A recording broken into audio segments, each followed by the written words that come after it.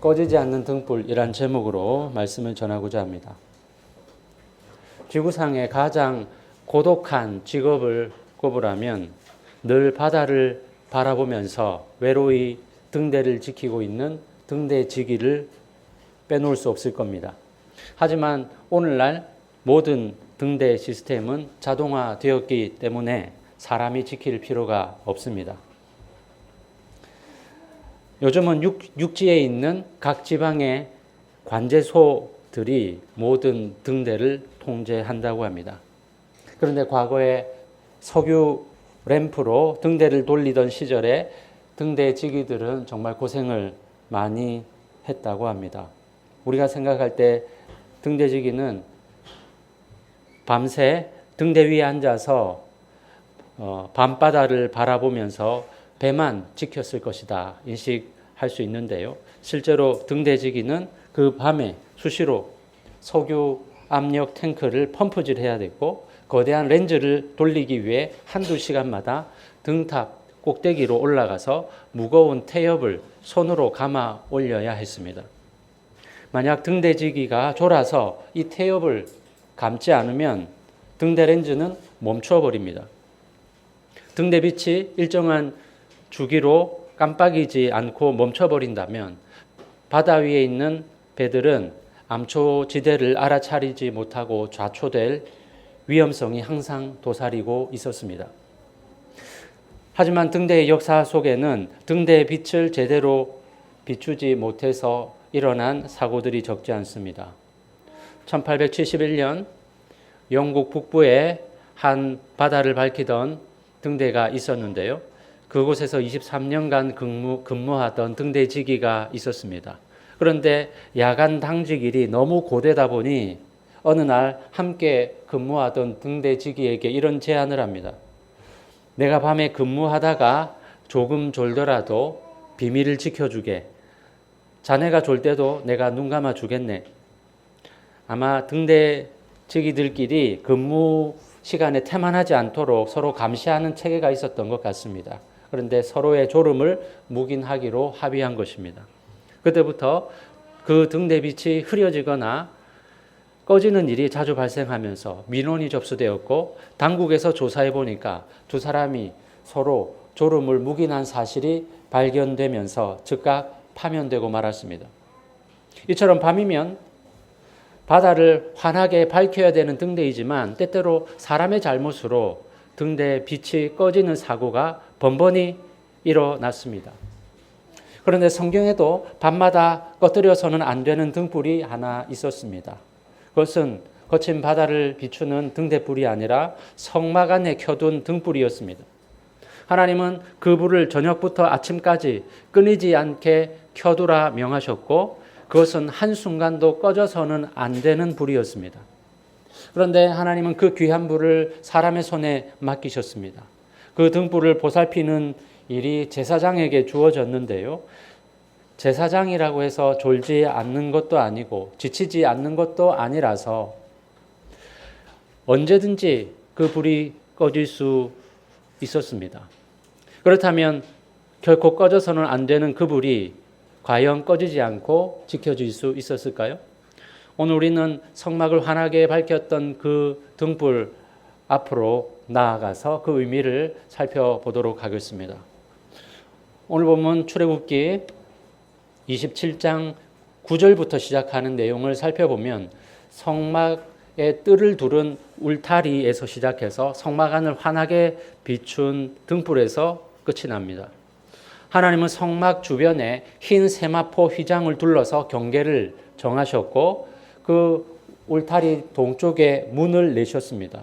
그 문을 통과해야 뜰로 들어가고 뜰을 지나서 성소 안으로 들어갈 수 있었습니다. 그 성소는 사방이 널판과 휘장으로 막혀 있어서 빛이 전혀 들어오지 않는 방이었는데요. 바로 그 어두운 방 안에 등잔대 등불이 타오르고 있었습니다. 27장 20절을 다시 보십시오. 너는 또 이스라엘 자손에게 명령하여 감나무로 짠 순수한 기름을 등불을 위하여 네게로 가져오게 하고 끊이지 않게 등불을 켜되. 등잔대에 사용한 기름은 최고급 올리브유였습니다.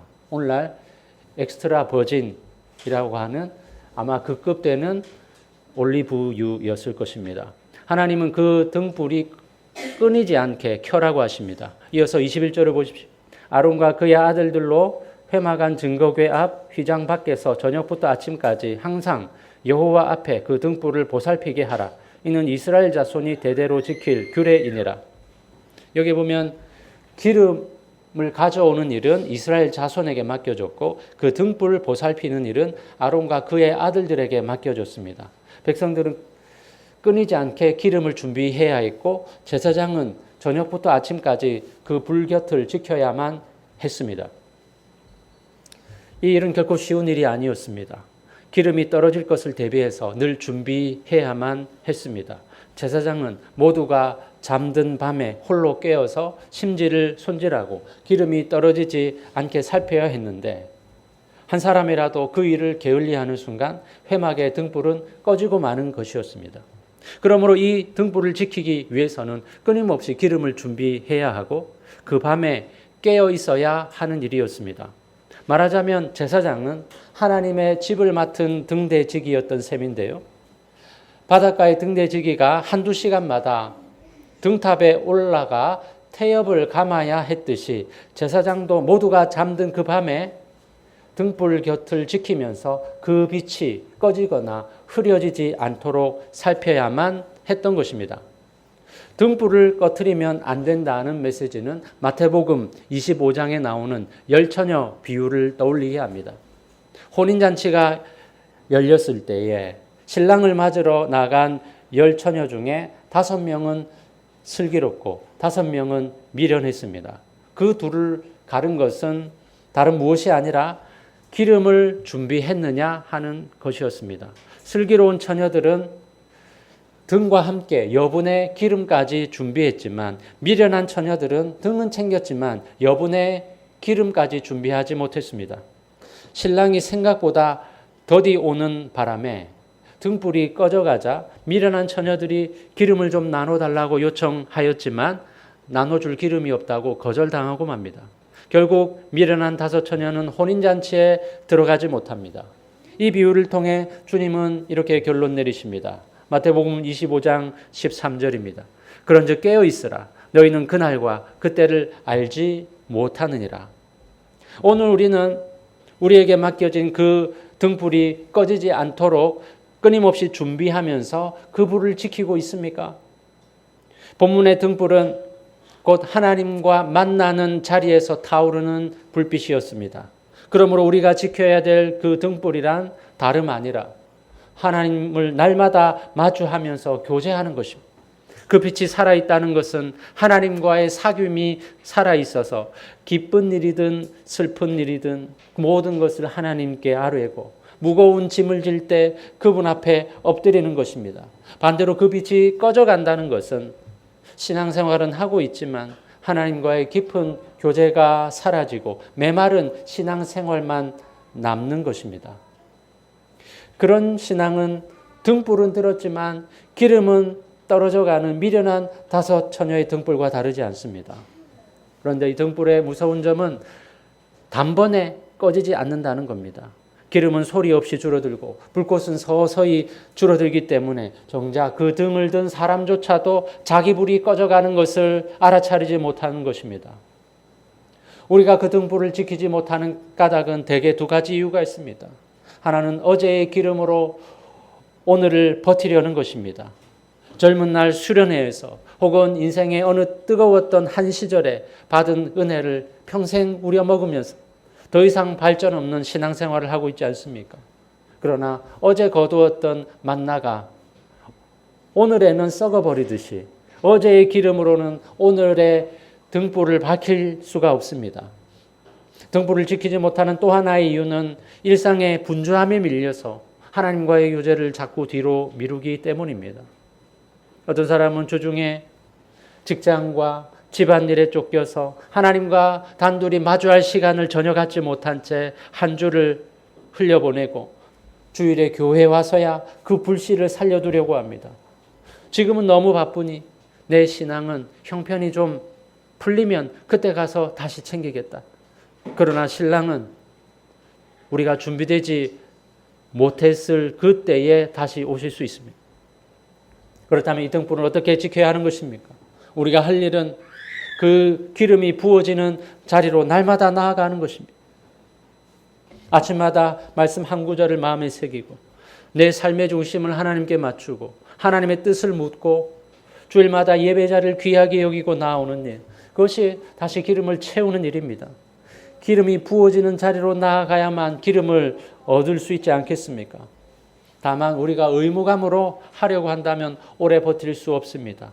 슬기로운 처녀들이 밤늦도록 기름을 준비하고 깨어 있었던 것은 반드시 오실 신랑을 사모하고 그 혼인잔치를 소망했기 때문입니다. 우리가 하나님 앞에 등불을 지키는 것도 마찬가지여서 그것을 꺼트리면 벌 받을까 봐 두려워서 마지못해 하는 일이 아니라 반드시 다시 오실 주님을 기다리며 그 만남을 사모하기에 기쁨으로 등불을 지키는 것입니다. 그렇기 때문에 과거에 받은 은혜에 기대어서 버티려 하지 마시고 날마다 말씀과 기도로 하나님 앞에 나아가 새 기름을 가득 채워서 그 등불을 꺼트리지 않고 잘 지키시기 바랍니다. 오늘 본문은 그 등불을 살펴야 될 시간을 정해 주시는데요. 21절에서 저녁부터 아침까지라고 말합니다. 제사장은 날이 저물 때마다 그 등불을 손질해서 아침까지 타오르게 해야 있습니다.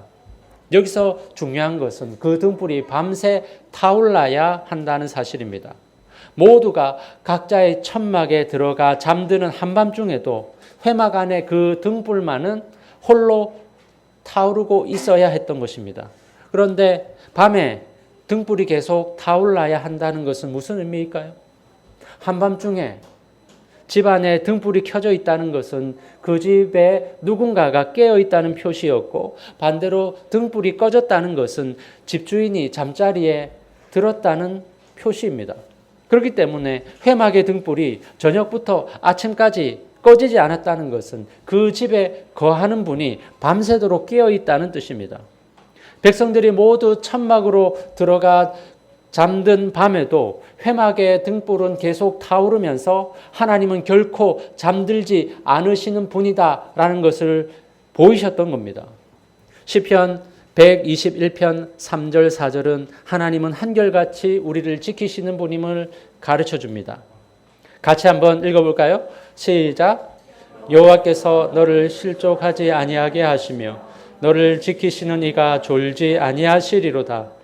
이스라엘을 지키시는 이는 졸지도 아니하시고 주무시지도 아니하시리로다. 아멘.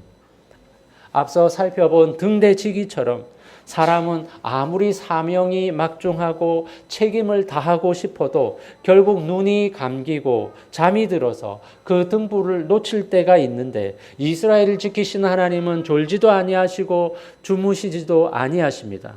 회막의 그 등불은 바로 이 말씀을 우리에게 확인시켜주는 증표였던 것입니다. 사랑하는 성도 여러분, 우리는 누구에게나 견디기 힘들어하는 밤이 있습니다. 어떤 분은 한밤중에 홀로 어두운 천장을 바라보며 이렇게 말합니다. 아침이 오는 것이 두렵구나. 해야 할 일은 산더미처럼 쌓여 있고 풀리는 일은 하나 없는데 나만 홀로 이 밤에 깨어서 이런 걱정을 하고 있구나. 어떤 분은 밤새 병상을 지키면서 사랑하는 가족의 숨소리에 귀를 기울이며 불안한 밤을 지납니다. 또 어떤 분들은 인간적 외로움에 몸부림치며 불 꺼진 방에서 그 적막을 홀로 견딥니다. 어디 그뿐이겠습니까? 어떤 분은 오랜 기도에 지쳐서 이렇게 생각합니다. 내가 그토록 부르짖었는데 하나님은 잠잠하시기만 하구나. 하나님은 나를 잊으셨거나 주무시고 계신 것이 아닐까. 우리가 밤이라고 부르는 그 시간은 단지 해가 진 시간이 아니라 하나님이 멀어지신 것 같고 응답이 끊어지신 것 같은 막막한 시간이기도 합니다. 그리고 그런 밤에 우리를 힘들게 하는 것은 어둠 자체가 아니라 이 어둠 속에 깨어있는 이가 나밖에 없다는 것 같다는 외로움입니다. 그런데 회막의 등불은 바로 그런 우리에게 이렇게 말하고 있습니다. 네가 잠 못 이루는 그 밤에도 하나님은 깨어 계신단다. 우리 눈에는 하나님이 잠드신 것처럼 보이는 그 시간에 하나님은 불을 켜고 우리를 지키시고 계신 것입니다. 그렇기 때문에 그 밤에 깨어있는 사람은 결코 그 사람 혼자가 아닙니다. 등불은 꺼지지 않았고 그 안에 계신 하나님은 우리가 잠든 그 밤까지도 우리에게서 눈을 떼지 않으신다는 사실을 믿으시기 바랍니다. 오늘 본문은 이 등불에 관한 명령을 하면서 한마디를 덧붙이고 있는데요. 우리는 이 마지막 한마디를 대수롭게 흘려보내서는 안 됩니다. 21절 끝에 이는 이스라엘 자손이 대대로 지킬 규례이니라 라고 하셨습니다. 곧 이 등불은 광야 생활하는 기간 동안만 켜두는 불이 아니라 대대 끊이지 않고 영원히 켜두어야 할 등불이었다는 사실입니다. 한 세대가 가고 다음 세대가 와도 회막의 그 등불은 변함없이 타오르고 있어야 했습니다. 사람이 밤새 바다를 바라보며 지켜야 했던 등대직이라는 직업은 시대가 변하면서 사라졌지만 회막의 이 등불은 한 사람이나 한 세대에서 끝나는 불이 아니라 대대에 계속해서 타올라야 했던 불입니다. 우리가 이 말씀을 주목하는 까닭은 세대가 흐르다 보면 반드시 등불이 희미해지는 시기가 오기 때문입니다. 믿음이 뜨겁던 한 시대가 지나가면 말씀이 희귀해지고 사람들의 마음이 하나님에게서 멀어지는 그런 시대가 찾아옵니다. 그런 어두운 시대에 사는 사람들은 마치 빛이 다 사라지는 것처럼 느껴지고 이제 환하게 타올랐던 그 불도 곧 꺼지고 말 것이라는 절망에 사로잡히기 쉽습니다. 그런데 바로 그런 시대를 통과한 한 사람의 이야기가 성경에 기록되어 있습니다. 사무엘이 자랐던 시절은 이스라엘 역사상 가장 영적으로 타락하고 무기력했던 사사시대의 황혼기였습니다. 성경은 그 시대의 영적 환경을 이렇게 한 문장으로 요약하고 있습니다. 사무엘상 3장 1절입니다. 여호와의 말씀이 희귀하여 이상이 흔히 보이지 않았더라. 이것은 이스라엘 백성들의 죄악과 무관심으로 인해서 하나님이 그 시대에 침묵하셨다는 말입니다. 당시 영적 지휘소 역할을 해야 했던 엘리 제사장 집안부터 완전히 무너져 내리고 있었습니다. 성경은 엘리 제사장이 나이가 많아 눈이 어두워졌다라고 말씀하는데요. 그것은 그의 육신의 눈뿐만 아니라 영적인 눈도 어두워졌음을 암시합니다. 그의 두 아들 홈니와 비나스는 제사장이었지만 여호와를 알지 못하는 불량배였다고 표현합니다. 그들은 백성들이 하나님께 드리는 거룩한 제물을 갈취했고 회막 문에서 수종드는 여인들을 욕보였습니다. 예배가 멸시당하고 하나님의 거룩함이 짓밟히는 어둠의 시대였습니다. 마치 등대지기가 자기 본분을 저버리고 등대 빛을 꺼트려서 배들이 길을 잃는 것처럼 이스라엘 백성들은 갈 길을 잃고 영적으로 방황하고 있었습니다. 하나님의 말씀은 더 이상 들리지 않았고 빛도 보이지 않았습니다. 그런데 그 모두가 절망하던 그 순간 하나님은 반전의 한 장면을 보여주십니다. 사무엘상 3장 3절입니다. 같이 한번 읽어볼까요? 시작. 하나님의 등불은 아직 꺼지지 아니하였으며 사무엘은 하나님의 계획에 있는 여호와의 전 안에 누웠더니 시대적으로는 영적인 타락이 심각했고 제사장의 눈은 어두웠지만 회막의 등불은 아직 꺼지지 않고 활활 타오르고 있었다라고 묘사합니다. 인간적인 시각에서 보자면 다 끝난 것처럼 보이고 그 절망의 밤에 아직 꺼지지 않는 등불 곁에서 하나님은 마침내 어린 사무엘을 부르셨던 것입니다. 한 시대가 암울하게 저물어서 비극적으로 끝날 것 같았던 그 순간에도 하나님은 졸지도 주무시지도 않으시면서 그 등불을 지키고 계셨고 그 등불 곁에서 이스라엘을 구원할 새로운 인물이 은밀히 준비되고 있었던 것입니다. 오늘 우리 시대를 바라보면서 마음이 무거워지는 분들이 있을 겁니다. 제가 지난 주간 주일에 안양에 가서 오후 예배를 인도하고 왔는데요.